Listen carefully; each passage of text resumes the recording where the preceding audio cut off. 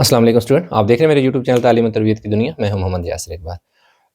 Student, हमारे पास जो एपीएस पास पेपर का सलूशन है, उसका जो पार्ट हमारे पास है अभी बी और सी इस लेक्चर में हम करने लगे हैं। तो जो ये सब्जेक्टिव पार्ट है, इसका जो पहला क्वेश्चन है उसमें उसने हमें क्या दे दिया, ए बी सी डी, और वो ये गिवन में ये कह रहा है कि A B C D is a trapezium, कि ये जो है ना ए बी सी डी, ये जो है ये हमारे पास क्या है, ट्रेपीजियम है। उसमें कह रहे हैं जो ए से बी तक की जो लेंथ है ना, यानी ए से बी तक वो कितनी है, 9 सेंटीमीटर है। ए से डी इसकी बात कर रहे हैं, ए से डी ये कितना है जी, कह रहे हैं 10 सेंटीमीटर है।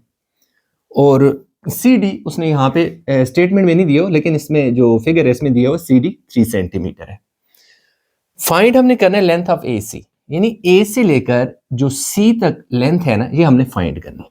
तो अगर हम एक ना इसको ना, ये मेरे पास एक रखी हुई है मैंने, बड़ा सा स्केल मुझे नहीं मिल रहा था तो ये मैंने ले लिया। इससे क्या होता है कि बिल्कुल स्ट्रेट है और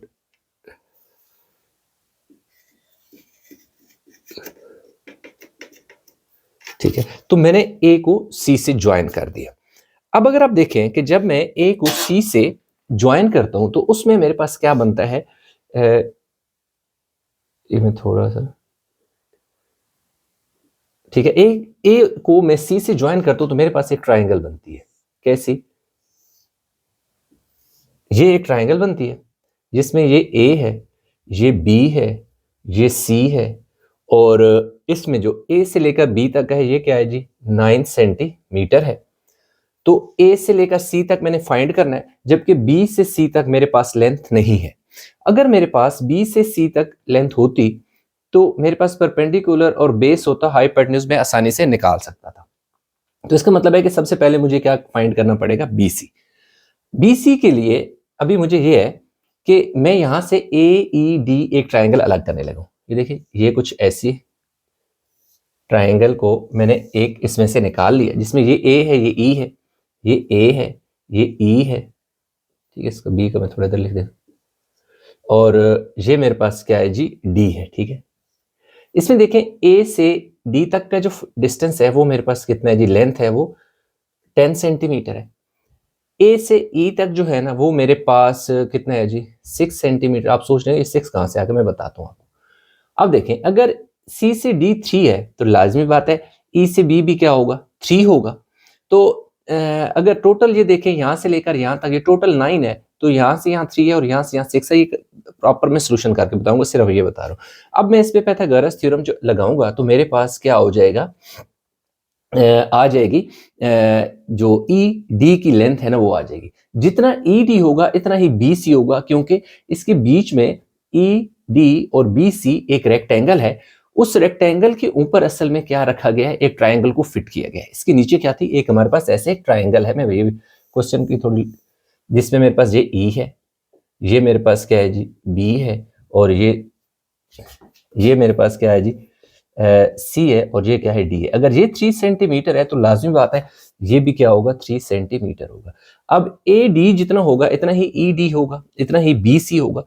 तो सबसे पहले आपने ये लिखना है कि टू फाइंड ए सी, कि ए से लेकर सी तक की जो लेंथ है फाइंड करने के लिए हमें क्या करना पड़ेगा, ज्वाइन ए टू सी, कि ए को सी से ज्वाइन कर दो, and we get triangle A B C. कि भाई हम जब ए को सी से ज्वाइन करते हैं तो ए बी सी हमारे पास क्या आता है, एक ट्राइंगल बनता है, जिसमें ए बी जो है वो हमारे पास कितना है जी, 9 सेंटीमीटर है। ए बी हमारे पास 9 सेंटीमीटर आ जाएगा, और एंगल जो एंगल ए बी सी ये 90 डिग्री हो जाएगा। ए बी सी यानी यहां पर एंगल 90 डिग्री हो जाएगा, ठीक है। तो इसमें हमारे पास ये बी सी हमने फाइंड करना है। तो उसके लिए हमें करना ये पड़ेगा कि हम पहले इस ट्राइंगल को सॉल्व करेंगे। मैं यहां पे लिख देता हूं, in triangle A E D, कि मैं ए ई डी जो मैंने यहां पे बना लिया है, ए ई डी ये सॉल्व करने लगा। तो उसके लिए एक चीज यहाँ पर हमें और इधर कर लें या इधर लिख लें, एक ही बात है। उसके लिए हमारे पास जो है ना ए बी जो है उसको अभी समझिएगा। जो ए बी है ये किसकी इक्वल है? ये इक्वल है ए ई प्लस ई बी के। ये देखें ए बी जो है ये पूरी लाइन है, ए बी पूरी लाइन है, ये किसकी इक्वल है? ए ई और ई बी, यानी ए बी पूरी लाइन थी, इसके ना दो पीस हमें बन गए, यानी इसको हमारे पास इसके दो पार्ट है, एक ए से लेकर ई तक और एक ई से लेकर बी तक। तो इसमें हमारे पास क्या है जी, जो सी डी है वो इक्वल होगा किसके? ई बी के। ये देखें C D E B opposite sides of rectangle है, ठीक है, और वो opposite sides of rectangle equal होते हैं, और ये दोनों किसके इक्वल है? 3 सेंटीमीटर के इक्वल है। तो अब ए बी आपके पास देखें कितना है, ए से बी तक कितना है? 9, ये गिवन में भी है ए बी 9। तो ए ऊपर वाली इक्वेशन में हमने पुट करना है, ए बी की जगह क्या पुट करें? 9 इज इक्वल टू ए से लेकर ई तक हमने क्या करना है? फाइंड करना है। ई हमने क्या फाइंड करना है जी? ई हमने फाइंड करना है, ठीक है। तो ए ई ऐसी ई बी देखो हमारे पास कितना है जी? 3। तो 9, ये 3 इधर आकर माइनस हो जाएगा, तो ए ई, तो यूं ए ई को मैं इधर लिख देता हूं, वो कितना आ जाएगा? 6 सेंटीमीटर आ जाएगा, ठीक है। ये देखें ये ए ई 6 सेंटीमीटर। अब देखें ए ई डी में हमारे पास हाइपोटेन्यूज भी है, बेस फाइंड करनी है और परपेंडिकुलर। अब हम इधर लिखेंगे बाय अप्लाइंग पाइथागोरस थ्योरम, कि अभी हम पाइथागोरस थ्योरम लगा रहे हैं। वो क्या होता है? हाइपोटेन्यूज का स्क्वायर, परपेंडिकुलर का स्क्वायर और बेस का स्क्वायर। इसको बेशक बेस को पहले लिख लें, परपेंडिकुलर को बाद में लिखने से कोई फर्क नहीं पड़ता। देखें हाइपोटेन्यूज ये है ए डी है, तो ए डी हमारा हाइपोटेन्यूज है, तो उसकी वैल्यू कितनी है जी? 10 है, तो 10 का स्क्वायर ले लें। ये देखिए परपेंडिकुलर ए ई है जो कि 6 है, 6 लिख लें। बेस हमारे पास क्या है? ई डी है जो कि हमने फाइंड करना है, इसका स्क्वायर। ये कितना हो जाएगा? 100। 6 का स्क्वायर जो है 36 होता है, तो 36 को मैं 7 इस साइड पे भी ले आऊंगा, तो इस साइड पे आके ये देखिए 6 6 36 होगा, इक्वल किस साइड पे आएगा? तो माइनस हो जाएगा, और इस तरफ बचेगा जी ई डी का स्क्वायर। 100 में से 36 निकाल दें तो 64 बचता है, और इधर आ जाएगा ई डी। हमें चाहिए जो है ना ई डी चाहिए, ई डी का स्क्वायर नहीं चाहिए, ठीक है। तो इस साइड पे भी स्क्वायर रूट, इस साइड पे भी स्क्वायर रूट, तो यूं हमारे पास जो ई डी है वो हमारे पास 8 सेंटीमीटर आ जाएगा। ये देखें ई से डी तक, यानी ई से डी तक ये आ गया 8 सेंटीमीटर, यानी इधर तो ये भी कितना होगा? 8 सेंटीमीटर। क्यों? क्योंकि अपोजिट साइड्स ऑफ रेक्टेंगल है, ठीक है।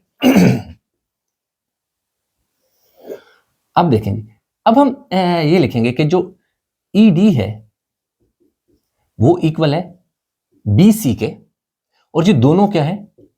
8 सेंटीमीटर के होंगे। वजह क्या है कि they are opposite sides of a rectangle. दोनों क्या है कि साइड इक्वल है, रेक्टेंगल है हमारे पास, और ये रेक्टेंगल की ऑपोजिट साइड है, इसलिए इक्वल है, ठीक है। अब बेशक इधर साथ लिख दीजिएगा opposite sides of rectangle.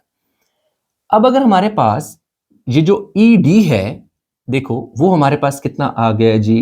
8 centimetre इधर आ गया है, तो ये भी तो क्या होगा? 8 सेंटीमीटर होगा, सही हो गया।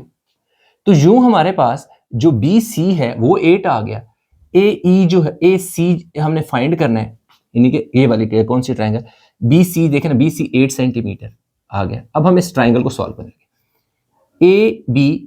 ए बी 9 है, इसको जब ज्वाइन किया तो ए सी वो हमने फाइंड करना है, जबकि बी सी हमारे पास 8 है। अब आपने यहां मेंशन करना है कि इन ट्राइंगल ए बी सी के हम ट्राइंगल ले रहे हैं ए बी सी, जिसमें एंगल जो है ए बी सी जो है वो कितना है? 90 डिग्री का, यानी ए बी सी यानी राइट ट्राइंगल है। तो अगेन हमारे पास क्या आएगा? By applying Pythagoras theorem.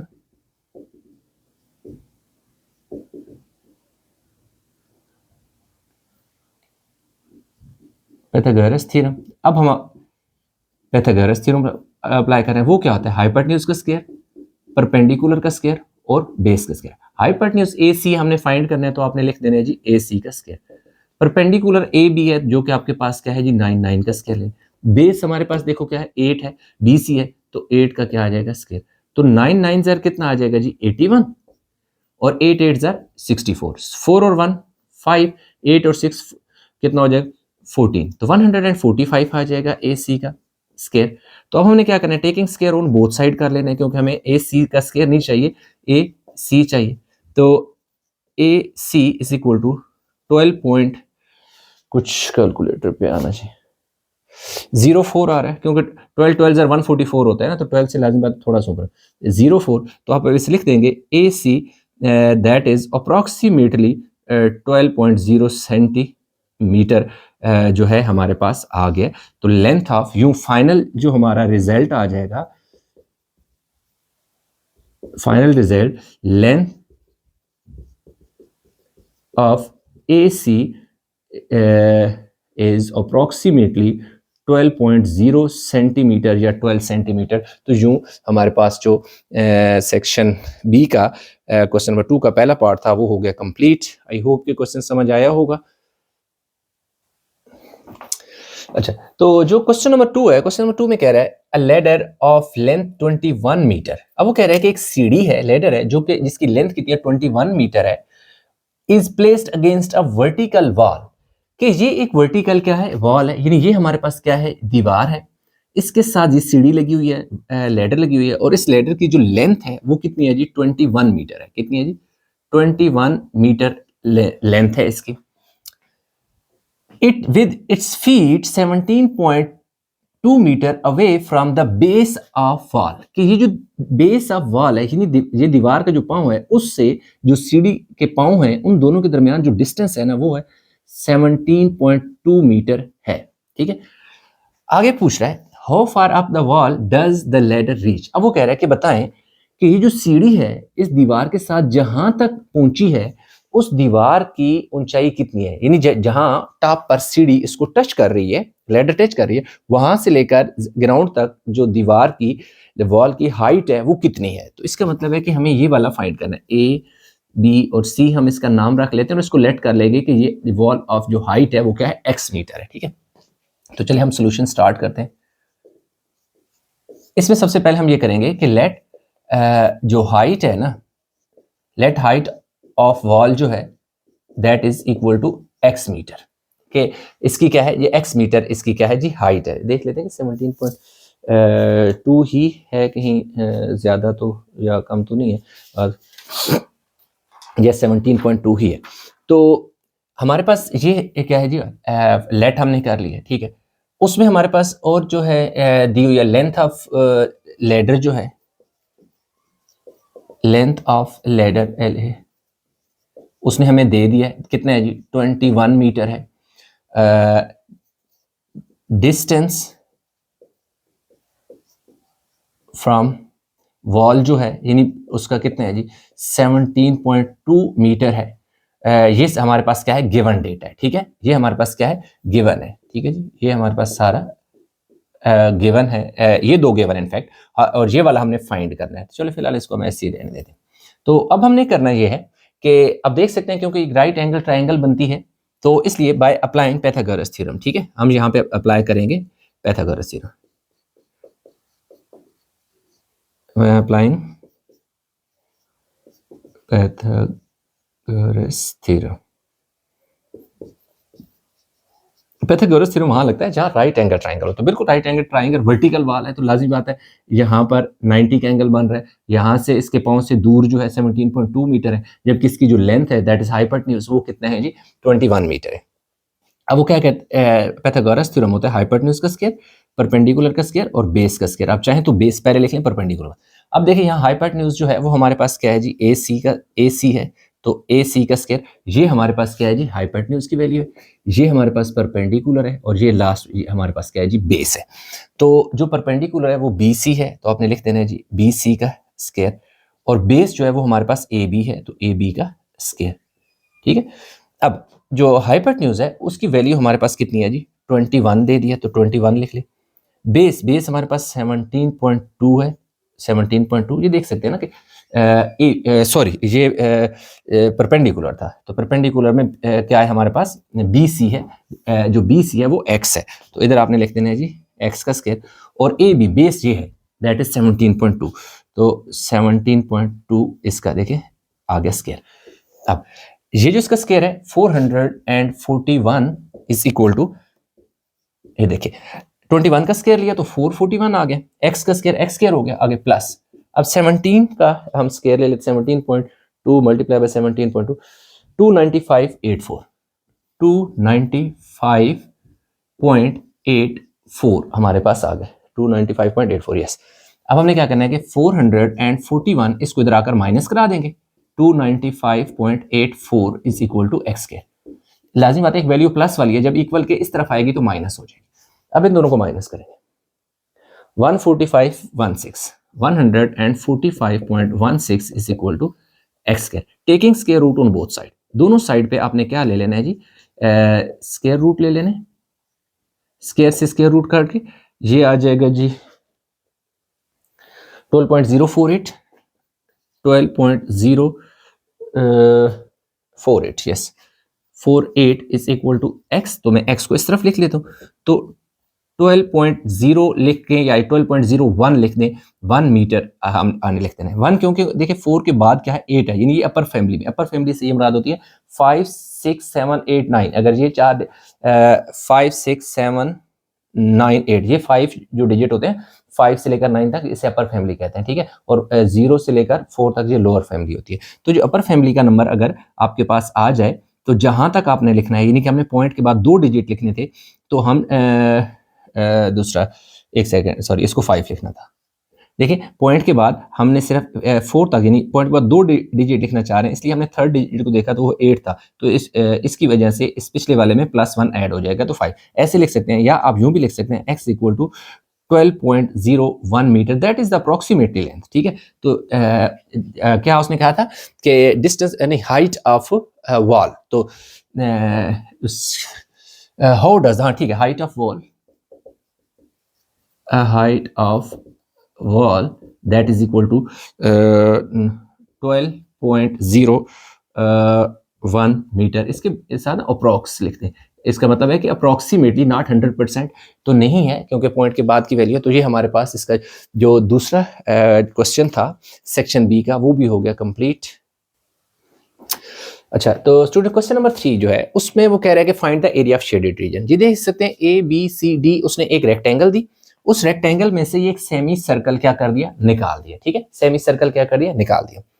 तो हमें ये करना है कि ये शेडेड पार्ट का एरिया फाइंड करना है। तो इसमें देखें कि हमारे पास जो रेक्टेंगल है, इसका अगर एरिया हमारे पास हो और एरिया ऑफ सेमी सर्कल हो, हाफ सर्कल, तो अगर हम एरिया ऑफ सेमी सर्कल जो होगा उसमें उसको हम एरिया ऑफ रेक्टेंगल, यानी एरिया ऑफ रेक्टेंगल में से एरिया ऑफ सेमी सर्कल जब निकालेंगे तो हमारे पास पीछे एरिया ऑफ शेडेड रीजन बच जाएगा। अब देखिए, अब हमें गिवन ये है कि ABCD एक रेक्टेंगल है जिसमें लेंथ ऑफ रेक्टेंगल ये है जो कि 12 सेंटीमीटर है, ब्रेड्थ ऑफ रेक्टेंगल या विड्थ भी उसे कह सकते हैं, दैट इज BC 15 सेंटीमीटर है।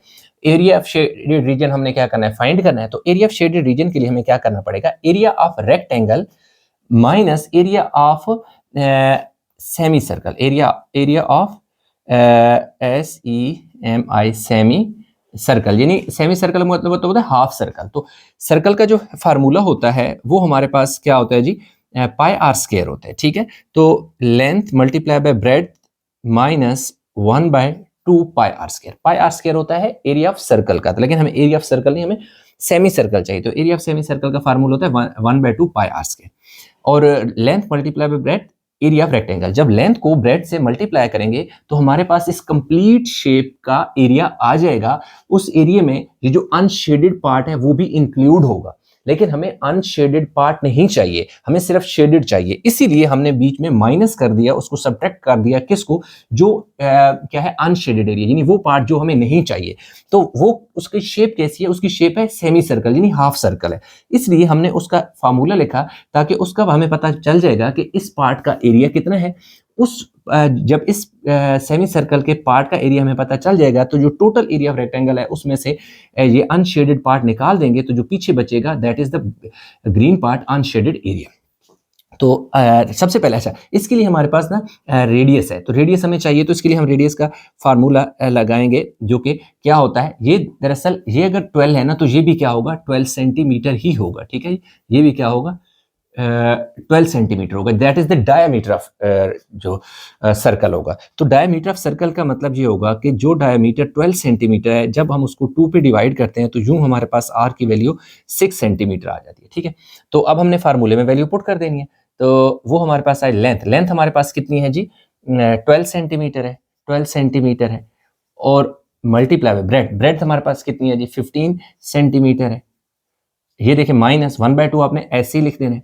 अब पाई की वैल्यू होती है 3.14 भी लिख सकते हैं, 142 भी लिख सकते हैं, 3 पाई की जगह 22/7 लिख सकते हैं। अगर आप क्वेश्चन के स्टेटमेंट को अगर हम देखें तो उसमें कहीं पर भी उसने पाई की वैल्यू मेंशन नहीं की हुई। अगर वो मेंशन करता है ना पाई की वैल्यू लाइक 22/7 या 3.142, तो फिर तो, या 3.14 सिर्फ लिख देते हैं, तो फिर हम वही पुट करते हैं। अदरवाइज आप चाहें तो 3.142 पुट कर सकते हैं, 3.14 भी पुट कर सकते हैं, 22/7 भी पुट कर सकते हैं। असल में 22/7 को डिवाइड करने से यही वैल्यू आती है। अब देखें आगे क्या है जी, आर हमारे पास कितने हैं जी, 6 है, तो 6 का यहाँ पे क्या आ जाएगा, स्क्वायर आ जाएगा। ठीक है, हो गया जी। अब 12 को 15 से अगर मल्टीप्लाई कराया जाए तो ये होता है जी 180। अब सेंटीमीटर है, सेंटीमीटर तो क्योंकि एरिया है तो एरिया के साथ तो स्क्वायर होता है, माइनस 1/2 आप फिलहाल ऐसे ही रहने दें, मल्टीप्लाई बाय 3.142 भी ऐसे ही रहने दें, और इधर क्या कर दें जी, 6 का स्क्वायर क्या हो जाएगा, 36। तो अभी बाकी का पार्ट हम यहाँ पे लिख लेते हैं। 180 जो है 180 सेंटीमीटर स्क्वायर माइनस 2 का टेबल कितनी दफ़ा जाता है जी, 18 टाइम जाता है, तो हमारे पास आ जाएगा जी 3.142 मल्टीप्लाई बाय 18 और 7 सेंटीमीटर स्क्वायर, क्योंकि जो आर है वो 6 है, तो 6 का स्क्वायर लेंगे तो यूनिट के ऊपर भी तो स्क्वायर आएगा ना। तो अब हमने क्या करना है कि 180 सेंटीमीटर स्क्वायर माइनस 3.142 को 18 से मल्टीप्लाई कर दो, 3.142 मल्टीप्लाई बाय 18 56 क्या आ जाएगा जी, 56.556 सेंटीमीटर स्क्वायर। अब इन दोनों को हमने क्या कराना है जी, माइनस 56.556 माइनस 123.44, तो 123.44 सेंटीमीटर स्क्वायर। तो यूं हमारे पास क्या आ गया जी, area of shaded region is equal to 123.44 लिख लें या 4 लिख लें सेंटीमीटर स्क्वायर। तो ये हमारे पास हमारी फाइनल फाइंडिंग दी। हमने किया क्या कि जब हमने लेंथ को ब्रेड से मल्टीप्लाई किया, जो कि हमारे पास कितना आ गया, 180 वो एरिया है जिसमें ये ग्रीन पार्ट और वाइट पार्ट यानी शेडेड और अनशेडेड दोनों शामिल हैं। तो इसमें 180 में अनशेडेड पार्ट शामिल है, यानी एरिया ऑफ सेमी सर्कल शामिल है, लेकिन वो हमें नहीं चाहिए। तो हमें पता होना चाहिए कि ये जो सेमी सर्कल है, जो अनशेडेड पार्ट है, वो उसका एरिया कितना है। तो उसका एरिया निकालने के लिए हमने क्या किया, सेमी सर्कल का फार्मूला लगाया 1/2 पाई आर स्क्वायर। तो पाई की वैल्यू 3.14 और 6 का स्क्वायर 36, ये 2 जो है 2 18 टाइम 36 होता है, 3.142 मल्टीप्लाई बाय 18 किया तो 56.556, ये वो एरिया है जो इस वाइट पार्ट का है। तो हमें तो वाइट पार्ट का एरिया नहीं चाहिए, हमें तो ये ग्रीन पार्ट का चाहिए, यानी शेडेड पार्ट का चाहिए। तो इसलिए जो टोटल एरिया था जिसमें शेडेड अनशेडेड दोनों शामिल थे, उसमें से अनशेडेड पार्ट निकाल दिया, तो हमारे पास 123.4 सेंटीमीटर स्क्वायर वो एरिया है जो शेडेड है। तो यूं हमारे पास जो क्वेश्चन नंबर 3 था वो भी हो गया कंप्लीट। अच्छा, तो स्टूडेंट हमारे पास जो क्वेश्चन नंबर, अगर हम 4 की बात करें तो क्वेश्चन नंबर जो हमारे पास है जी 4, ये पेपर अगर आप देख सकें तो ये इसकी जो शेप, अक्सर स्टूडेंट कहते हैं कि भाई वो पेपर दिखा दें, तो पेपर हमारे पास ये है। इसमें हमारे पास जो आर्क क्या कह रहा है जी, A O B is a sector, बल्कि लिखा हुआ क्वेश्चन, मैंने क्वेश्चन लिख दिया था, कह रहा है A O B is a sector of a circle.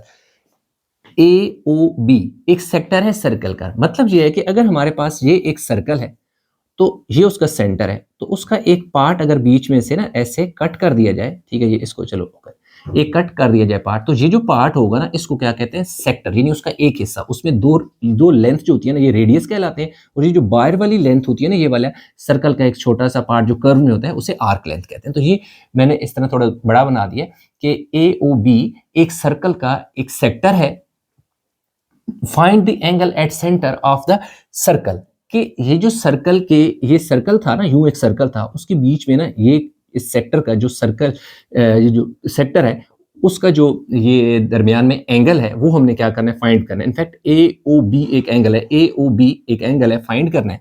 जबकि एन आर्क लेंथ 15 सेंटीमीटर, बता रहा है कि यहाँ से यहाँ आर्क लेंथ, यूं यानी कि जो सर्कल की आर्क लेंथ है वो 15 सेंटीमीटर है। तो हमारे पास जो गिवन डेटा है, arc length 15 centimetre, radius 12 centimetre, उसने ये आर है, ठीक है। तो फाइंड क्या करना है, एंगल एट सेंटर एक्स, ये जो सेंटर में एक्स एंगल है ये फाइंड करना है। फार्मूला हमने अप्लाई किया, arc length is equal to x by 362 pi r, ये आर्क लेंथ होता है। तो अब हमारे पास क्या आ जाएगा जी, आर्क लेंथ उसने हमें खुद दे दी है, कितनी दे दी है, where is arc length, yes 15, तो इधर हमने लिख देना है जी 15 सेंटीमीटर। एक्स क्योंकि हमने फाइंड करना है, एक्स डिग्री यानी इनफैक्ट ये एंगल है, और 360 हमने ऐसे ले देना है, 2 हमने ऐसे लिख देना है, पाई पाई की जगह हम पुट करेंगे 3.14 लिख दें, 3.142 लिख दें, और रेडियस की जगह हम क्या पुट करेंगे, 12 पुट करेंगे, ठीक है। अच्छा एक चीज कि अक्सर स्टूडेंट कहते हैं सर कभी आप 3.14 पुट करते हैं, कभी 3.142 पुट करते हैं, कभी 22/7 पुट करते हैं। हाँ, अगर वो हमें दे देता है कि पाई की वैल्यू 22/7, तो डेफिनेटली फिर हमें 22/7 ही पुट करनी होती है। अगर वो हमें 3.142 दे देता है, हमें 3.142 पुट करनी होती है, 3.14 दे दे, हम 3.14 पुट करनी पड़ती है हमें। लेकिन हमें ना दे, ये कोई भी वैल्यू ना दे, तो फिर हम चाहें तो तीनों वैल्यू में से कोई भी पुट कर सकते हैं, 3.14 भी पुट कर सकते हैं, 3.142 भी पुट कर सकते हैं, 22/7 भी पुट कर सकते हैं, ठीक हो गई।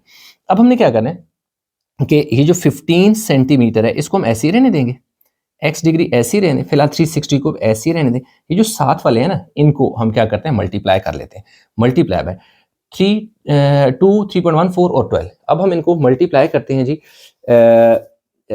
अच्छा, इसमें वैसे एक और भी हो सकता है कि इस 2 को ना पहले इस कट करके 180 कर दें, ठीक है, 180 कर दें, तो यहाँ हमारे पास क्या आ जाएगा जी, देखिए कितना बन जाएगा जी 180।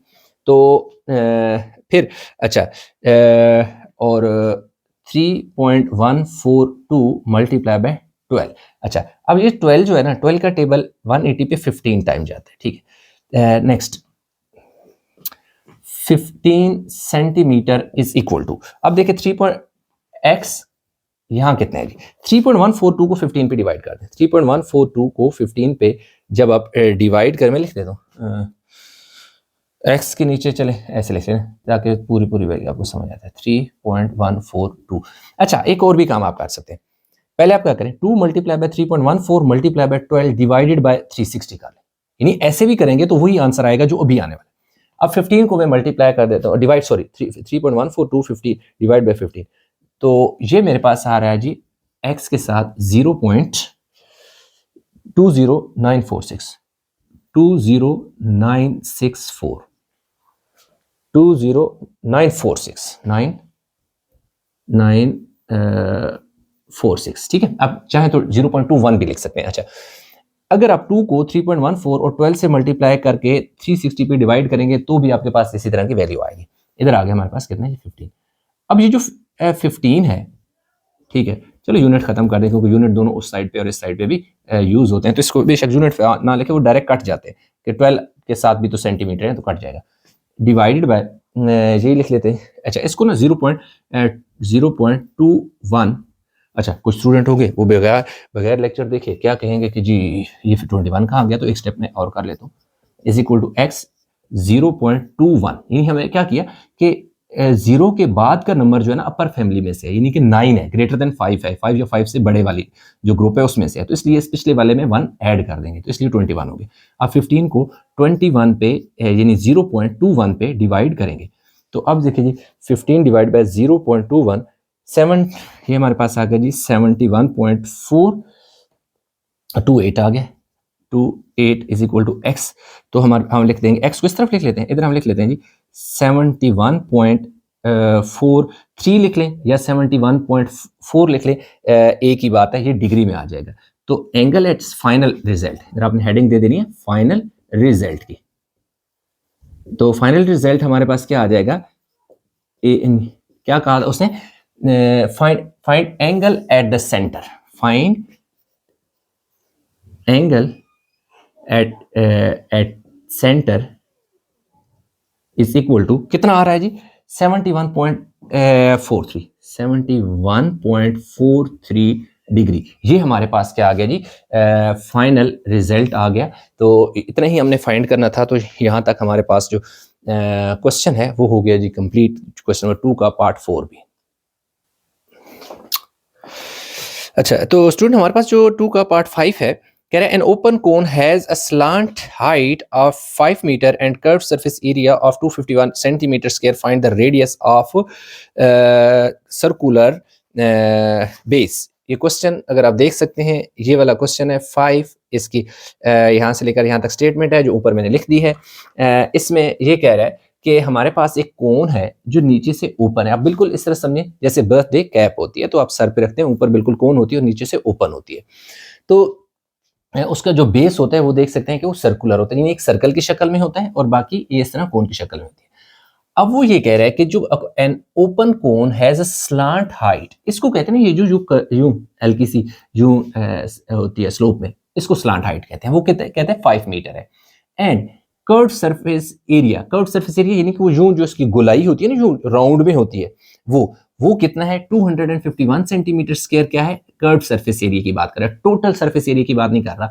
Find radius of circular base, कि ये जो सर्कुलर बेस है, ये सर्कल है ना इसका, तो यहां से लेकर यहां तक जो रेडियस है, यानी कि वो जो नीचे सर्कल है, वो कैप है, वो कितनी, लाजमी बात है कि छोटे बच्चे के लिए लेते हो 1 ईयर या 2 ईयर्स के बच्चे के लिए वो कैप, बर्थडे के, तो कैप वो छोटी होती है। जबकि अगर किसी बड़े बच्चे की 10 या 12 ईयर्स का बच्चा है, तो डेफिनेटली उसकी जो कैप होगी वो साइज में जरा बड़ी होगी, तो उसका नीचे वाला सर्कल इनफैक्ट बड़ा होगा, तो ये ऊपर भी चेंज आएगा।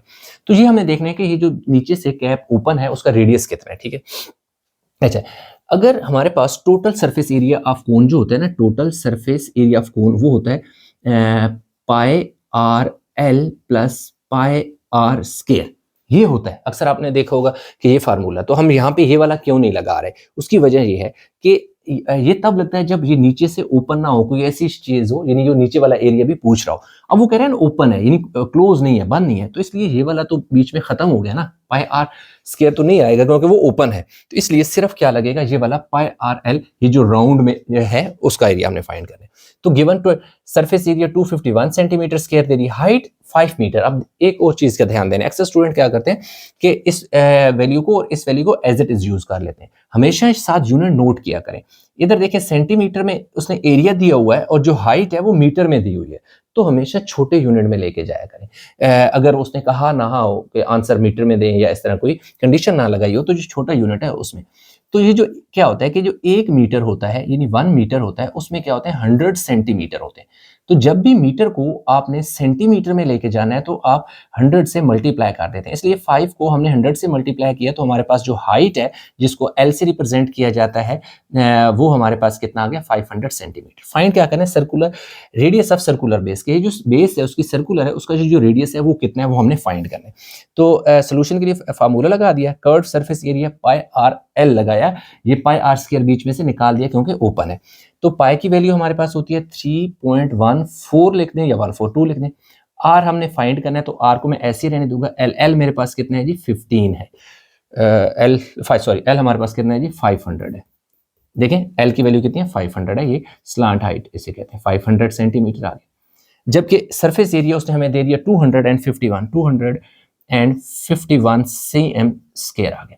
अब हमने क्या करना है, 251 cm square is equal to, ये देखें आर आ जाएगा, और 3.142 को 500 से हम क्या कर लेते हैं जी मल्टीप्लाई करते हैं।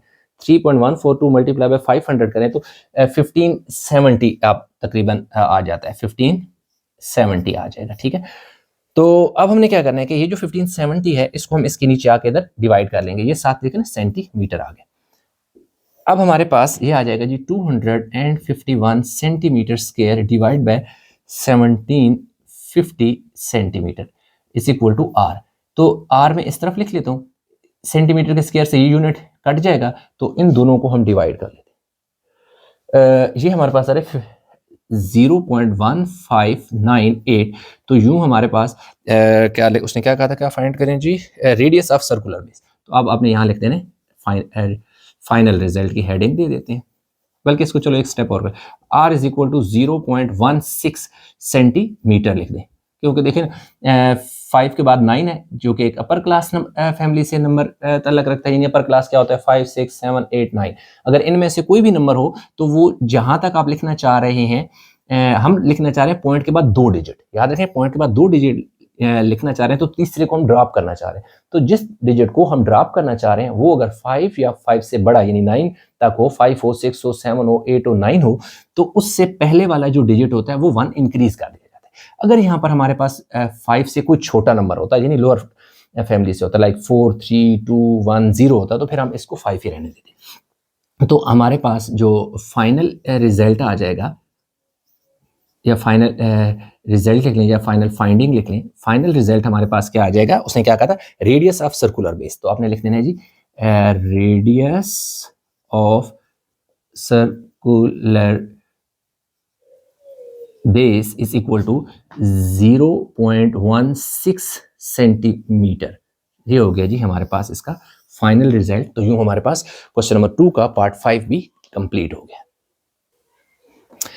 अच्छा, तो स्टूडेंट हमारे पास जो 6 पार्ट है क्वेश्चन नंबर 2 सेक्शन बी का पार्ट 6, उसमें क्या कह रहा है, find the surface area of square pyramid. यानी I am not good at drawing, तो मैंने कोशिश की है जिस तरह मुझसे बन सकती है, अदरवाइज ये देख सकते हैं कि इस तरह का एक पिरामिड है जो कि बेस जिसकी क्या है 10 फीट है, हाइट जो है 32 फीट है, और find the area of square pyramid की बात कर रहे हैं कि वो फाइंड करें। ठीक है, तो हमारे पास जो फार्मूला होता है ना area, surface area of pyramid, वो होता है बेस एरिया मल्टीप्लाई बाय उसके जो साइड फेसेस होते हैं। आप जरा इसको समझिए कि अब देखिए जो हमारे पास पिरामिड होता है वो क्या होता है कि नीचे उसका एक बेस होता है। अब बेस उसका किसी भी शेप का हो सकता है, रेक्टेंगल लाइक रेक्टेंगल भी हो सकता है, स्क्वायर भी हो सकता है, या डिफरेंट टाइप्स हैं। उसका एक अलग लेक्चर मैंने बनाया था, वो डिफरेंट जो आपकी बुक में शेप है उनको भी मैंने डिटेल में डिस्कस किया था, अगर नहीं देखा तो आप देख सकते हैं। तो अब उसमें क्या है कि नीचे इसकी स्क्वायर है, यानी 4 साइड इक्वल है, 20 फीट 20 फीट 20 फीट 20। इसके एक साइड पे भी ये वाला फेस, ये वाला फेस, 2 फेस यानी ऐसे हैं, 2 फेस ऐसे हैं। तो टोटल जो फेस है ना, जिन्हें स्लांटेड फेस कहा जाता है, यानी यूं जो स्लोप में होते हैं और ये ट्रायंगल की शक्ल में है, ये हमारे पास कितने हैं, 4 है। तो इसका टोटल जो सरफेस एरिया होगा वो क्या होगा, एक तो उसका बेस होगा जो कि स्क्वायर शक्ल में है, 4 उसकी साइड पे, 2 इस यूं और 2 यूं ट्राइंगल है, तो जिन्हें स्लांटेड फेस कहते हैं। तो 4 इसके स्लांटेड फेस हो गए, एक बेस हो गया। तो हमारे पास जो टोटल यानी surface area of square pyramid होगा वो क्या होगा कि base area that is the area of square और 4 स्लांटेड फेस। अब जो 4 स्लांटेड फेस हैं वो क्या है, ट्राइंगल है। तो 4 ट्राइंगल का जो एरिया होगा वो प्लस बेस जो स्क्वायर है उसका जो एरिया होगा, इन दोनों एरिया को हम ऐड करेंगे तो हमारे पास जो surface area of square pyramid आ जाएगा। तो जो गिवन डेटा है, स्लांटेड हाइट 32 फीट है, इस तरह यानी यूं, यानी मैं आपको इस तरह भी आपको बताया था कि इसकी बात कर रहा हूं। ये देख सकते हैं कि यूं है स्लांटेड हाइट, वो हमारे पास जिसको एल से रिप्रेजेंट करते हैं 32 फीट है। Length of one side of base की जो length of one side of base 20 feet है, तो इनफैक्ट सारी जो साइड है उनका 20 ही होगा, बिकॉज बेस जो है वो स्क्वायर है और स्क्वायर की सारी साइड्स इक्वल इन लेंथ होती है। To find surface area of जो स्क्वायर पिरामिड है वो हमने क्या करना है, टू फाइंड यानी फाइंड करना है। सोल्यूशन हमने लिखा कि सरफेस एरिया क्या होगा, base area plus area of 4 slanted face. अब बेस एरिया, क्योंकि बेस एरिया जो होगा एरिया ऑफ स्क्वायर होगा, एरिया ऑफ क्या होगा, स्क्वायर होगा,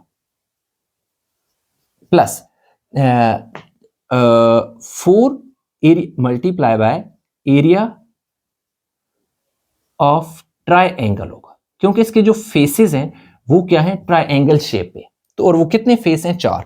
तो एरिया ऑफ स्क्वायर का जो फार्मूला होता है एल स्क्वायर होता है, या एल मल्टीप्लाई बाय आप एल कह सकते हैं, 4 multiply by area of triangle का फार्मूला होता है 1/2 बेस मल्टीप्लाई बाय हाइट। अब वैल्यू पुट कर देंगे। देखिए एल की वैल्यू हमारे पास 32 है, तो हमारे पास क्या आ जाएगा जी, 32 मल्टीप्लाई बाय 32 प्लस 2 2 ज़र 4, तो क्या आ जाएगा, 2 आ जाएगा। अब देखिए बेस कितनी है, 20 है, 20 मल्टीप्लाई बाय हाइट हमारे पास कितनी है, 32, क्योंकि ये हमारे पास इसका जो है ना आ जाएगा 32 फीट। ये कितना आ गया जी, 32 फीट आ गया। तो अब हमने क्या करना है, 32 को 32 से हम क्या कर लेते हैं जी, मल्टीप्लाई कर लेते हैं, चेक करते हैं क्या होता है। अच्छा नहीं सॉरी, ये बेस जो है ना 32 नहीं है, 20 है, सॉरी ये गलती से हमने लिखा, 20 है। देखो 20 है और 20, तो ये कितना हो जाएगा, 400 हो जाएगा। इनको मल्टीप्लाई करना है हमने जी, 2 मल्टीप्लाई बाय 20 मल्टीप्लाई बाय 32, 1280 हो जाएगा। कितना हो जाएगा जी, 1280 हो जाएगा। अब जब 1280 हो जाएगा तो ये टोटल कितना आ जाएगा, 1680 आ जाएगा। और यूनिट कौन सा है, क्योंकि फीट है तो फीट क्या आ जाएगा, स्क्वायर आ जाएगा। ठीक है। तो अब हम यहाँ पर उसने हमें क्या कहा था कि जो surface area of final result हमारे पास क्या आ जाएगा, फाइनल जो फाइनल रिजल्ट है वो हमारे पास क्या है जी, surface area of square pyramid is equal to 1680 feet square, 1680, और ये क्या है फीट, और यूनिट हमेशा क्या आता है इस एरिया के साथ स्क्वायर। तो यूं हमारे पास जो फाइनल रिजल्ट है स्टूडेंट वो आगे है। तो आई होप कि क्वेश्चन समझ आया होगा, बहुत ही आसान सा क्वेश्चन था। अच्छा, तो स्टूडेंट हमारे पास जो क्वेश्चन नंबर है जी 2 का पार्ट 7, उसमें वो कह रहा है in diagram A B perpendicular to B D. अब वो कह रहा है कि ए बी जो है ना, ए बी वो बी डी के ऊपर परपेंडिकुलर है, ठीक है। इसी तरह वो कह रहा है कि जो एफ ई है वो ई सी के ऊपर क्या है, परपेंडिकुलर। ये दो चीजें बता रहे हैं, एफ ई ई सी के ऊपर परपेंडिकुलर है। Prove that triangle A B C is congruent to triangle F E C. अब वो यहाँ पर क्वेश्चन में एक मिस्टेक है, वो मैं आपको बता दूं क्या है। अब वो ये कह रहा है कि ट्राइंगल जो है ना ए बी सी, ये तो सारी चीजें मैं आपको बता देता हूँ बाद में, पहले जो मिस्टेक है वो बताते हैं।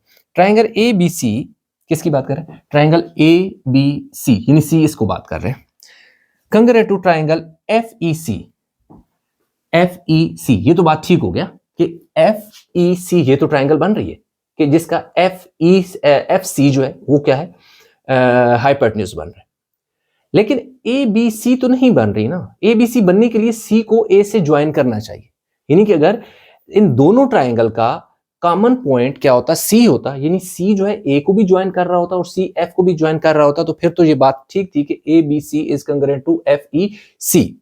लेकिन यहां पे ये नहीं है, हमारे पास जो ट्राइंगल है हमने प्रूव ये करना है कि A B D is congruent to F E C. So हमारे पास जो है ये ए बी सी नहीं है बल्कि ए बी डी है, ठीक है। So we have two triangle that is ABD and FEC, not ABC and FEC। आप लिख सकते हो अगर यही क्वेश्चन आ जाता है कि there is a mistake in printing that we have the two triangles that is ABD and other is FEC, not ABC, यानी कि ABC नहीं है, ABD है। तो एक तो ये चीज होगी।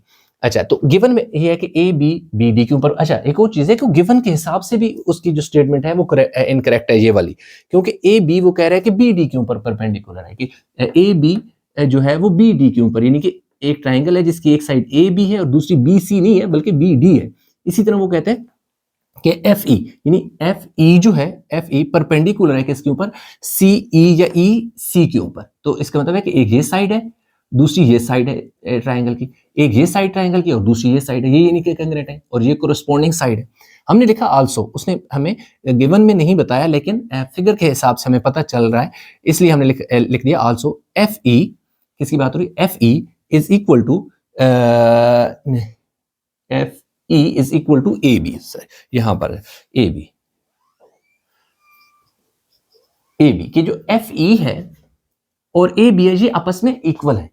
उसने रिटर्न में नहीं बताया, लेकिन कैसे कि अगर आप गौर करें डायग्राम पे तो एक सिंगल टिक और सिंगल टिक, तो हमने लिख दिया shown by single tick tick mark, कि अगर देखें तो एक टिक मार्क इसका मतलब है कि ये साइड इस साइड के इक्वल है।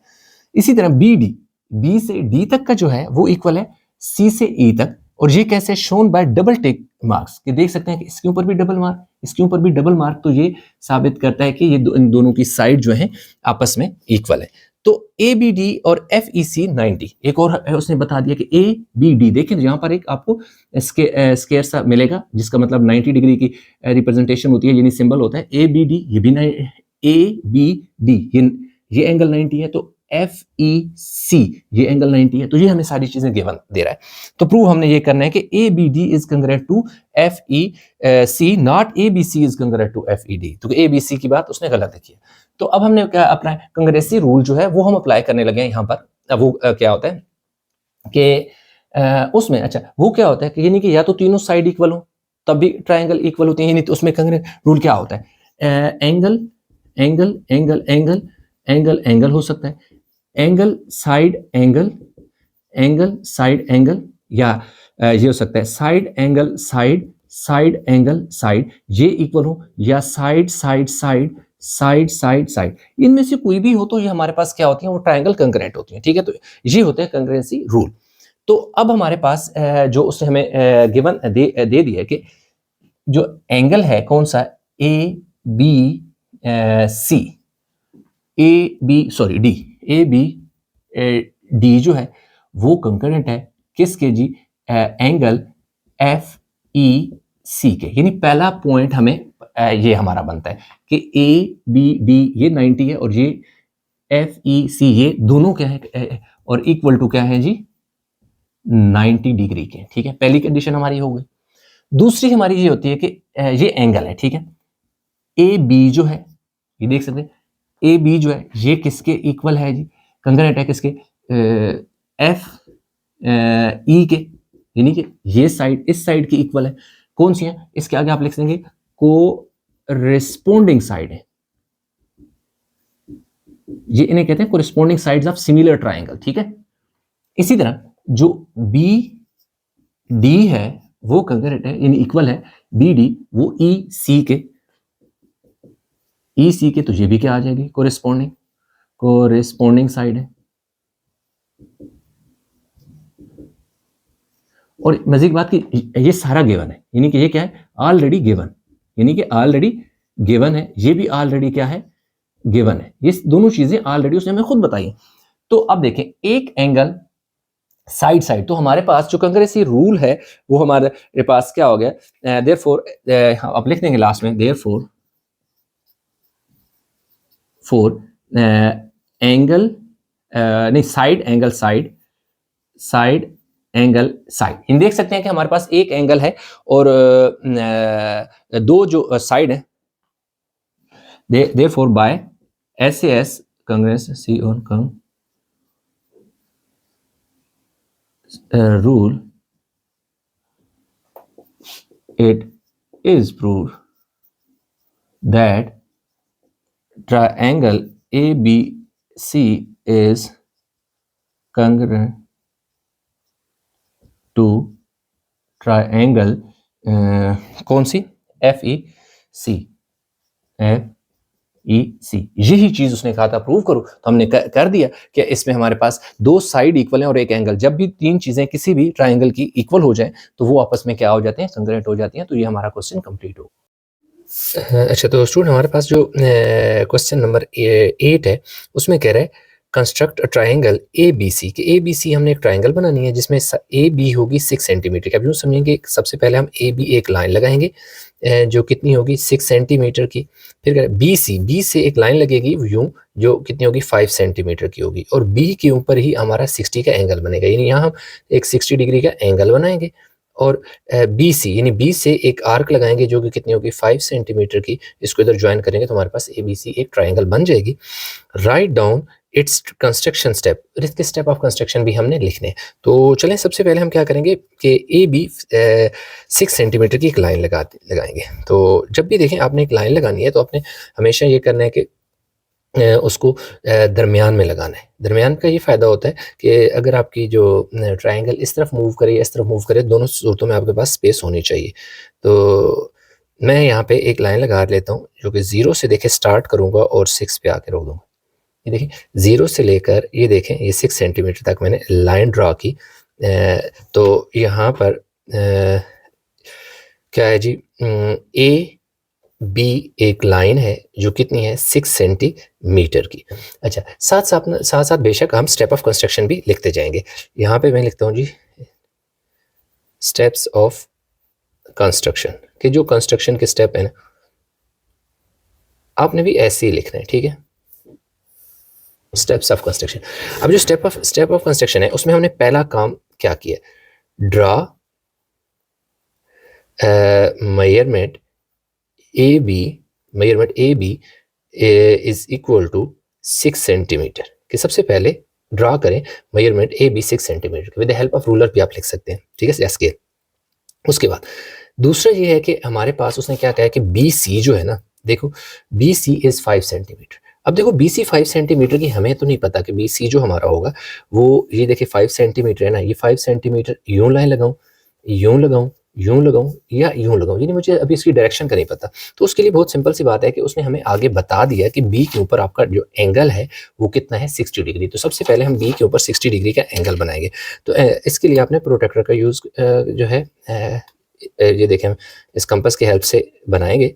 ये देखिए, सबसे पहले आपने एक मुनासिब सा खोल लेना। ये देख सकते हैं मैंने थोड़ा सा इसे ओपन किया हुआ है, इससे थोड़ा ज़्यादा या कम उससे कोई फ़र्क नहीं पड़ता। आपने फिर देखें जो इसकी ये नीडल होती है, जो पॉइंट बी है इधर रखनी है और एक ऐसे सेमी सर्कल सा लगा लेना है।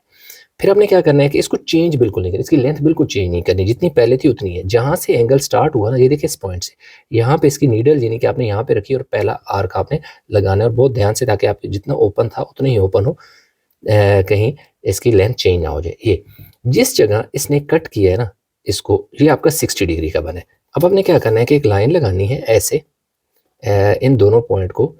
अब इतनी नहीं कि 6 सेंटीमीटर या 5 सेंटीमीटर की, एक लंबी लाइन लगा ले। ये देखें, एक मैंने ऐसे एक लाइन लगा ली, ठीक है। अब जो लाइन लगाई है तो यहाँ पे मेरा एंगल जो है ना वो कितना बना है, 60 डिग्री का बन गया, ठीक है। तो अब मैंने क्या किया है, दूसरा काम ये किया कि बी पर एक 60 डिग्री का एंगल बना है। तो मेरा स्टेप सेकंड आएगा कंस्ट्रक्शन में, by T A taking B as centre draw angle A B, इसको मैं एच कह देता हूँ, ठीक है ना, ये लाइन एच कह दो। Angle A B H is equal to 60 degrees. देखिए दूसरे स्टेप में हमने ए बी एच को एक एंगल बनाया जो कि यानी ए बी एच 60 डिग्री है। दूसरा काम हमने ये किया। अब हमने क्या करना है कि जो हमारे बी से सी इसी लाइन के ऊपर कहीं बनेगा, और सी कितना है ये देखिए, उसने हमें खुद बताया कि जो बी सी है वो 5 सेंटीमीटर है। तो आप देख सकते हैं कि बी से सीधा 5 सेंटीमीटर, स्केल नहीं यूज़ करना आपने कि ऐसे यूज ये 5 का रख कर इधर निशान लगाएं और कर, नहीं, आपने सिंपल क्या करना है, ये देखिए मैंने स्केल रखा।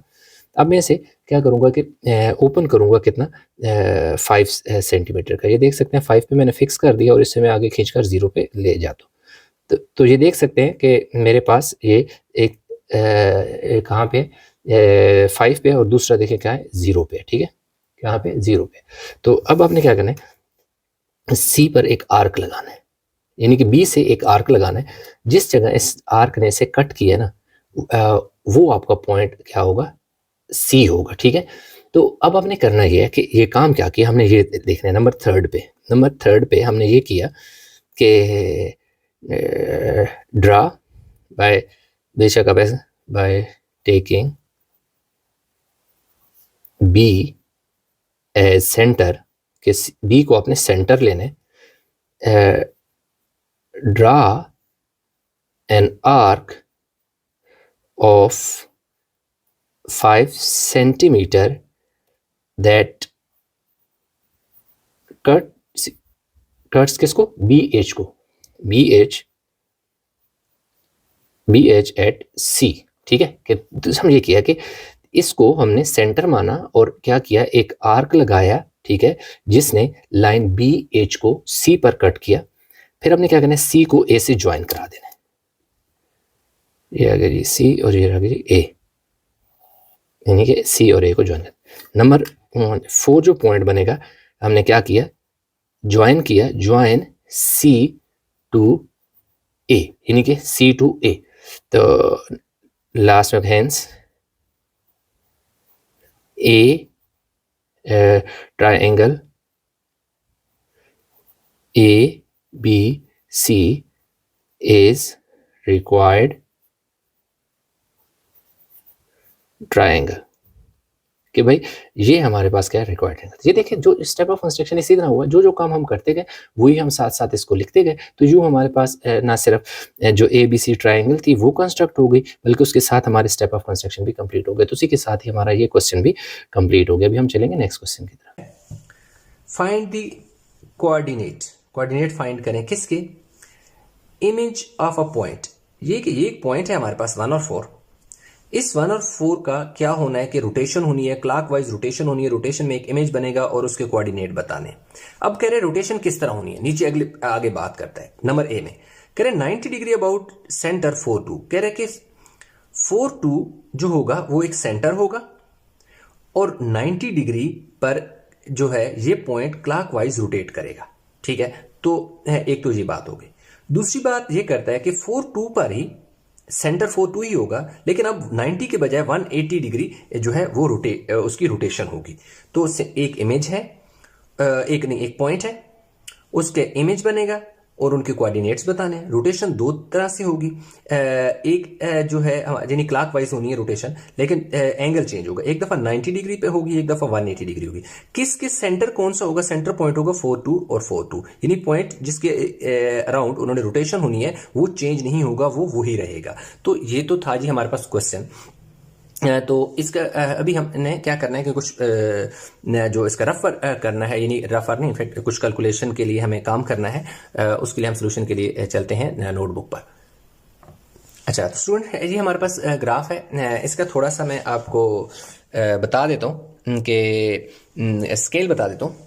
अब इसमें देख सकते हैं कि मेरे पास स्केल मैंने यहाँ लिख दिया है कि along X axis 5 small boxes equal to 1 unit मैंने कहा है, और वाई एक्सिस पर भी 5 small boxes equal to 1 unit कहा है। तो एक तो स्केल ये मेरे पास है कि ये देख सकते हैं कि 5 बॉक्सेस के बाद मैंने 1 कहा, फिर 5 के बाद 2, 5 के बाद 3, ये एक्स एक्सिस है। इसके अलॉन्ग इसी तरह कहा, इस तरफ सारे नेगेटिव होते हैं, इस तरफ सारे पॉजिटिव होते हैं। और इस तरह देखें तो यहाँ ऊपर सारे पॉजिटिव वाई होते हैं, नीचे नेगेटिव वाई होते हैं। ये वर्टिकल लाइन वाई एक्सिस होती है और हॉरिजॉन्टल लाइन एक्स एक्सिस होती है। तो इसमें 1 2 3 4 5 के बाद 1, फिर 5 के बाद 2, इस तरह 5 के बाद -1, 5 के बाद -2 एंड सो ऑन। पहला पॉइंट जो मेरे पास उसने दे दिया दैट इज 1 and 4। अब जो 1 and 4 है उसको मैंने क्या करना है कि जी ड्रा करना है। तो सबसे पहले इसको मैं ये देख सकते हैं आप कि ये मेरे पास 1 है, मैंने स्केल रखा, और 4 के बिल्कुल सामने ये आप देख सकते हैं कि 1 के बिल्कुल ऊपर है और 4 के बिल्कुल सामने है ये पॉइंट है। इसको मैंने नाम दे दिया ए का। और क्या पॉइंट है जी? 1 और 4, क्योंकि उसने दे दिया था 1 और 4। अब एक दूसरा पॉइंट है जो है 4 और 2 है। ठीक है जी, दूसरा पॉइंट उसने बुक में दे दिया है 4 और 2, यानी एक्स की वैल्यू 4 है और वाई की वैल्यू क्या है? 2 है। तो दूसरा मेरे पास पॉइंट ये बनेगा, ये देख सकते हैं 4 और 2, ये वाला पॉइंट बनेगा। यानी एक्स की वैल्यू ये देखो 4 है और वाई की वैल्यू 2 है। तो 4 और 2 दूसरा मेरे पास पॉइंट ये बन गया है। इसको मैं देता हूं जी 4 और 2 दे देता हूं, और इसको सपोज मैं नाम दे देता हूं बी का। ठीक है, इसको मैंने नाम दे दिया बी का। तो ये जो मेरे पास बी है, अब क्योंकि जो रोटेशन होनी है, मैं आपको बुक पे एक दफा फिर ले चलता हूं। अब वो कह रहा है कि 4 और 2, ये वाला जो ये जो पॉइंट नजर आ रहा है आपको, कह रहा है अबाउट दिस, इस पॉइंट के गिर्द क्या होनी है? रोटेशन होनी है। किस पॉइंट की होनी है? इस पॉइंट ने इसके गिर्द रोटेट करना है। तो क्योंकि ये वाला पॉइंट जो है ओरिजिन पे नहीं है, तो इसलिए हमें क्या करना पड़ेगा? थोड़ा सा काम करना है। पहला जो है हमारे पास जो पॉइंट ए है वो मेरे पास क्या है जी? 1 और 4 है। इसको मैं माइनस करूंगा 4 और 2 से, मैं इसे सब्ट्रैक्ट कर दूंगा। जब मैं इसे 4 और 2 से सब्ट्रैक्ट करूंगा तो मेरे पास कितना आ जाएगा? 4 यानी कि ऐसे 1 - 4 और 4 - 2, तो ये आ जाएगा जी -3 और 2 आ जाएगा। तो ये मेरे पास -3 और 2 जो है ये एक नई वैल्यू मेरे पास आ गई है। जो मैंने क्या किया, इसको चेंज हो गया। ये मेरे पास क्या आ गया जी? -3 और 4। अब ये जो है ये ओरिजिन पे शिफ्ट हो चुका है। अच्छा, तो ये मेरे पास सपोज क्या आ गया जी? A0 आ गया।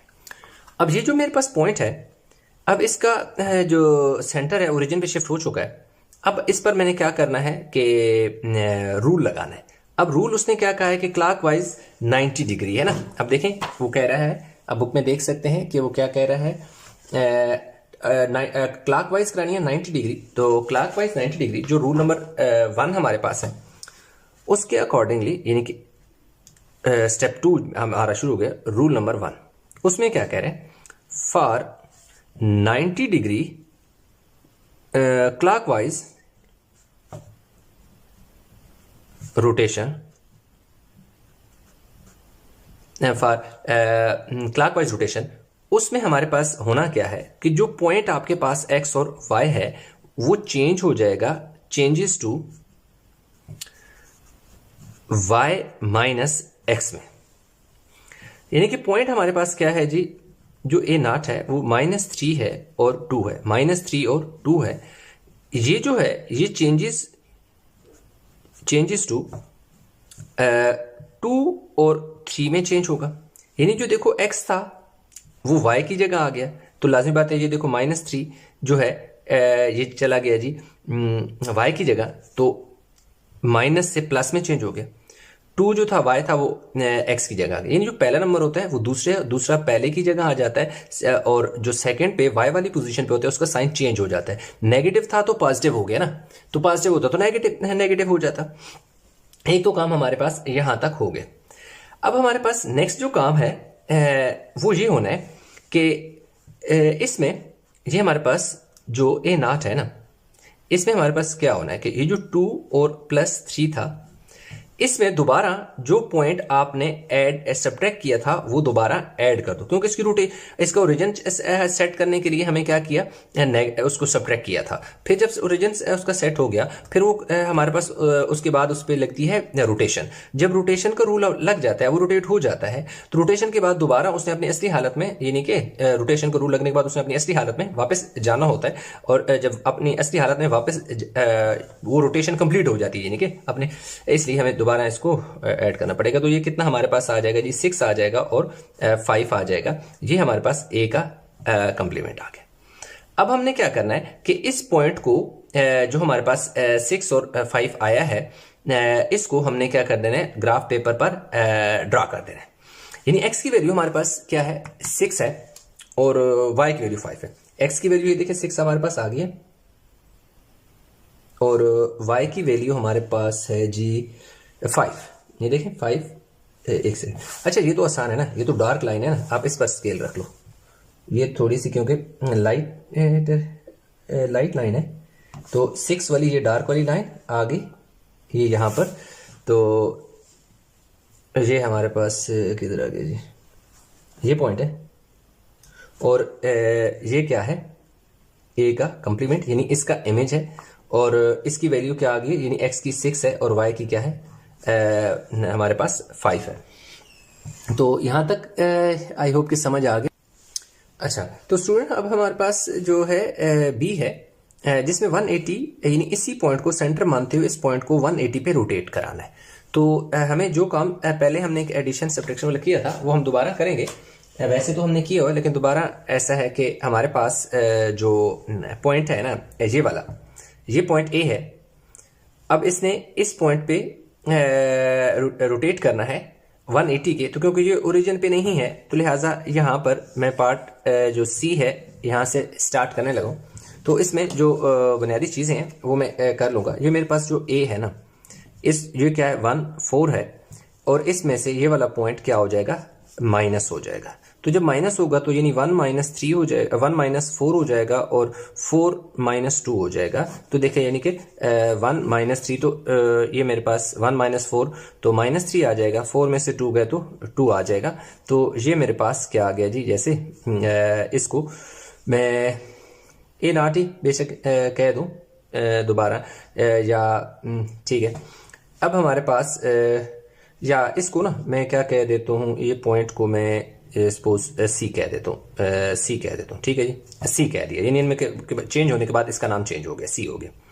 जब इसमें ये चीज़ हो गई तो अब मैंने इस पर क्या लगाना है, रूल अप्लाई करना है। अब रूल नंबर 3 जो है वो अप्लाई होगा।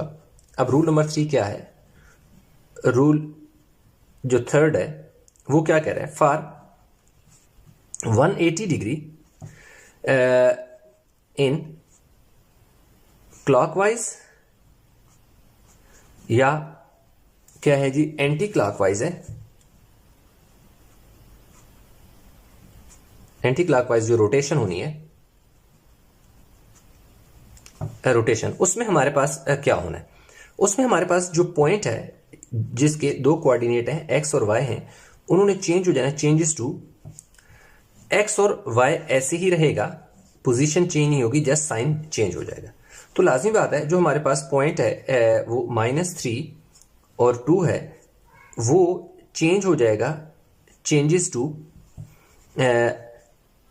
+3 -2 में, +3 -2, क्योंकि साइन चेंज होने ना, तो ये माइनस था, ये वाला माइनस और ये वाला माइनस, माइनस प्लस में चेंज हो जाएगा, और ये इसके साथ प्लस था, प्लस माइनस माइनस में चेंज हो जाएगा।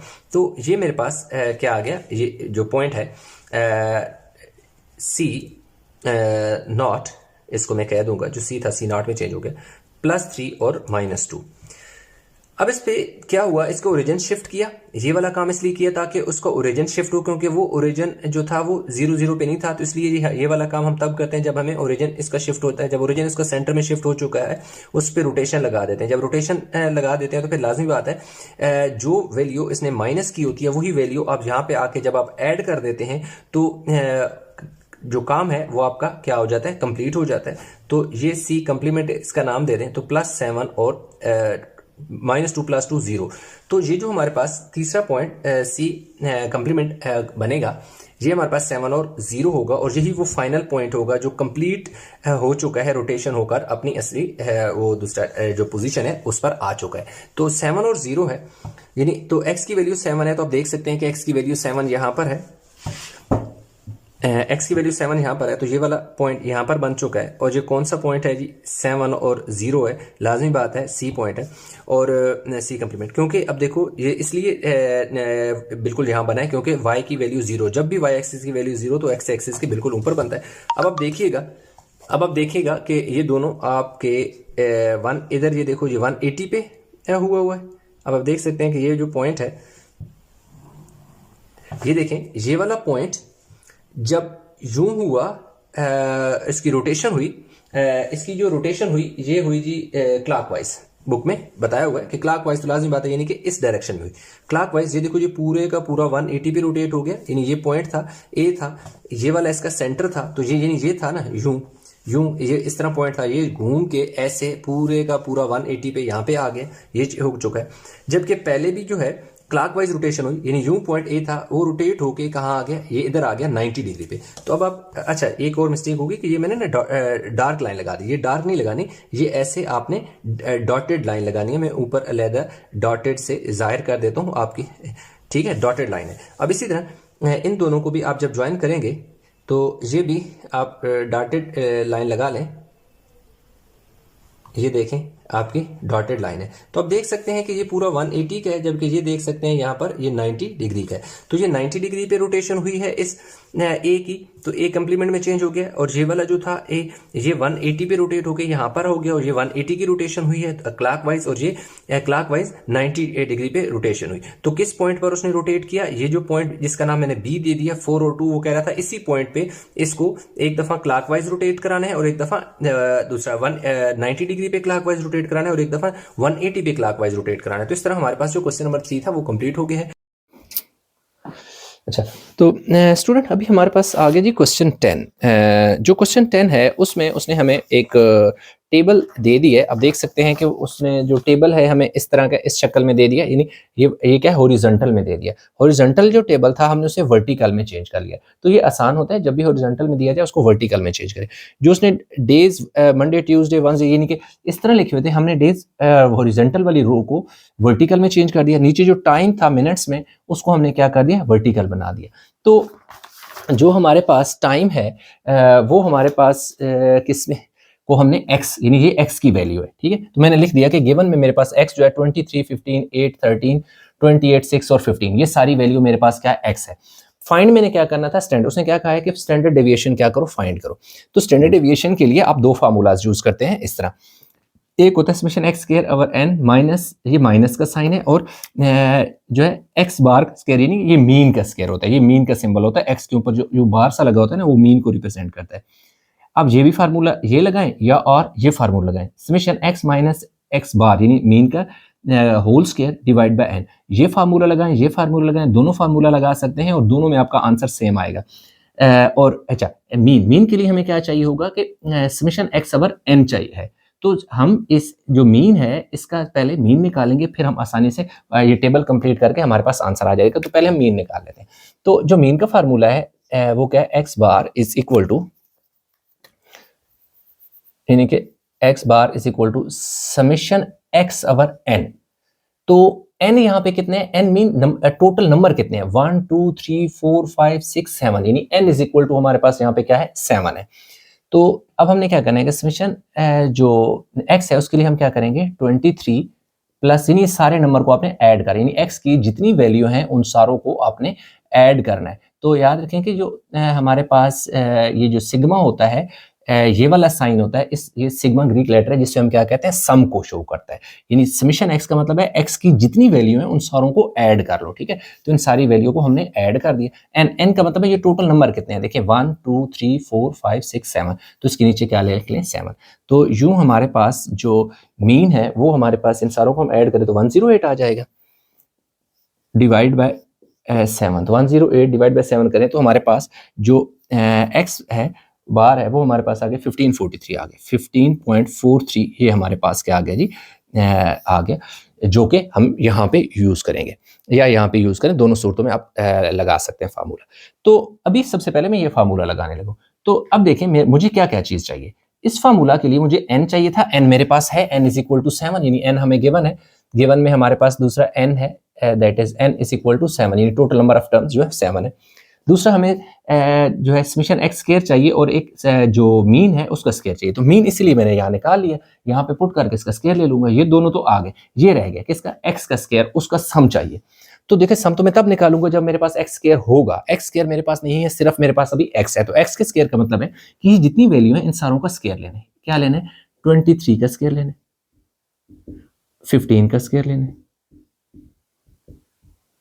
8 का स्क्वायर लेना है, 13 का स्क्वायर लेना है, 28 का भी स्क्वायर लेना है,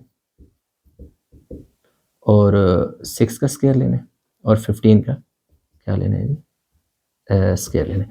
तो 23 का स्क्वायर 529 आ जाएगा, 529 इसका होता है 225 होता है, 8 का स्क्वायर 64 होता है, 13 का स्क्वायर 169 होता है, 28 का स्क्वायर देख लेते हैं 784 होता है, 784 है, ठीक है, ये स्क्वायर है। और अगेन ये 6 का स्क्वायर 36 और ये क्या आ जाएगा 225 आ जाएगा। तो यहाँ पर मैं क्या निकाल रहा हूँ समेशन किसका सम, ये सम का साइन है किसका, ये एक्स स्क्वायर, यानी ये एक्स स्क्वायर की जितनी वैल्यू है उनको मैंने ऐड करना है। तो एक्स की वैल्यू ये सारी एक्स स्क्वायर की वैल्यू है 529 225 64 169 784 36 एंड 225, ये सारी वैल्यू क्या है एक्स की है। तो इन सारी वैल्यू को आपस में प्लस कर लेना है, ऐड करने से जो आंसर आएगा वो समेशन एक्स स्क्वायर होगा। किधर गया जी सारों का आंसर, बी 2032 ये आ गया। अब मैंने यहाँ पे लगा देना फार्मूला। अब फार्मूला स्टैंडर्ड डेविएशन का, standard deviation is equal to under root summation x square over n minus mean का स्क्वायर। समेशन एक्स मेरे पास जो है स्क्वायर जो है वो कितना आ गया 2032 आ गया। देखिए जी 2032 डिवाइड बाय एन, एन मेरे पास क्या है जी 7 है, इज इक्वल टू, ठीक है ये मीन मेरे पास कितना है जी, ये माइनस का साइन है 15.43 का क्या आ जाएगा स्क्वायर। अब हमने क्या करना है कि पहले हमने डिवाइड करना है, तो 20 32 यानी 2032 डिवाइड बाय 7, तो ये मेरे पास आ जाएगा जी 290.29 आ गया, 9 है, ठीक है जी, थोड़ा नीट करके लिख लेते हैं, माइनस 238.0849 मैंने ये डिजिट लिख लिया, और इनके ऊपर भी क्या है जी स्क्वायर रूट है। अब हमने क्या करना है कि इन दोनों वैल्यू को माइनस करना है, 52 20 का 1 आ गया। तो यूं हमारे पास जो स्टैंडर्ड डेविएशन अंडर रूट कितना है जी 52.2051, इसका जब हम स्क्वायर रूट लेते हैं, इन स्क्वायर रूट लेते हैं, तो हमारे पास जो स्टैंडर्ड डेविएशन है वो आ जाती है जी 7.225। आप इसको चाहें तो स्टैंडर्ड डेविएशन को 7.2 लिख दें या 7.21 भी लिख सकते हैं, इससे कोई फर्क नहीं पड़ता। तो ये उसने क्या कहा था कि स्टैंडर्ड डेविएशन फाइंड करने, तो ये स्टैंडर्ड डेविएशन हमारे पास क्या हो गया किस फार्मूला की हेल्प से, इस फार्मूला की हेल्प से।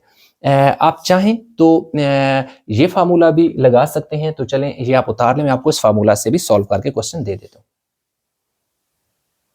अच्छा, तो इस फार्मूला से हमारा आंसर जो है जो आया था एग्जैक्ट वही इस फार्मूला से हमारे पास आंसर आया। अगर आप इस फार्मूला से हल करना चाहते हैं तो आपको x माइनस एक्स बार ओवर n निकालना है। तो समेशन देखो जो हमारे पास निकला था, इसका मैं यहाँ पे लिख देता हूँ। जो हमारे पास ये आया था ना, ये हमारे पास टोटल इसका जो सम था वो x का 108 डिवाइड बाय 7 हमने किया था। तो x बार हमारे पास जो है 15.43 आ गया था। ये पहले मैंने कराया कि 108 क्या हुआ था कि इन सारी वैल्यू को, यानी कि ये हमारे पास summation x is equal to 108 है। ये value summation x 108 divided by n हमारे पास क्या होता है, n हमारे पास टोटल नंबर ऑफ टर्म्स होती हैं। तो ये 1 2 3 4 5 6 7 है, तो 7 पे डिवाइड किया ये।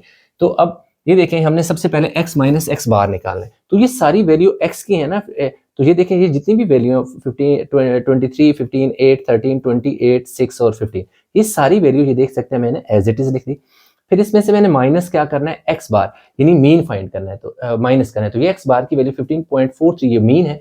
ये मीन सारा मैंने दोबारा लिख दिया, इनके बाद माइनस कर लिया। फिर इन सारों को माइनस 23 में से 15.43 माइनस किया तो माइनस 7.57 आ गया।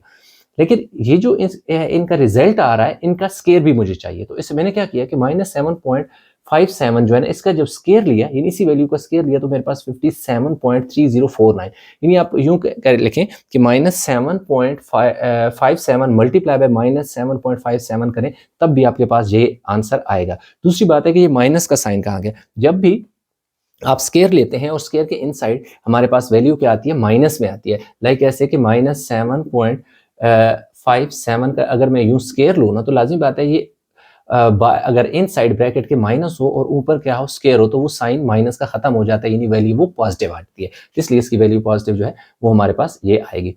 इसी तरह ये इनका जो आंसर आया था x में से x बार यानी मीन की वैल्यू माइनस की थी, ये सारी वैल्यू आ गई। इनका 1 बाय 1 स्केयर लेते गए, तो जो नेगेटिव वैल्यू थी वो तो ऑटोमेटिकली पॉजिटिव आ जाएगी और पॉजिटिव वैल्यू भी पॉजिटिव आ जाएगी। तो ये सारी जो वैल्यू आई हैं, ये क्या आ रहा है कि ये जो वैल्यू इक्वल के बाद है इनका स्केयर है, यानी इन वैल्यू को स्केयर लें या इन वैल्यू को 2 दफा सेम वैल्यू को मल्टीप्लाई करें।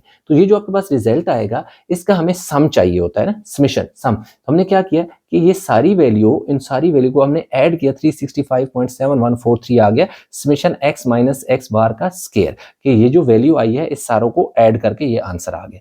तो यही हमने देखे फार्मूला लिखा, तो हमारे पास जो वैल्यू थी समेशन x माइनस एक्स बार का जो होल स्केयर था वो 365.7143 आ गई। n की वैल्यू हमारे पास 7 है, इन दोनों को डिवाइड किया, ये आ गया इसका स्क्वायर रूट लिए। आप चाहें तो ये यही लिखा रहने दें, ये लिख दें या ये लिख दें, ये तीनों जो है ठीक है। तो आप ये फार्मूला यूज करें या ये फार्मूला यूज करें, दोनों सूरतों में आपका जो स्टैंडर्ड डेविएशन का आंसर है वो ठीक आता है। तो आप ये दोनों यूज कर सकते हैं।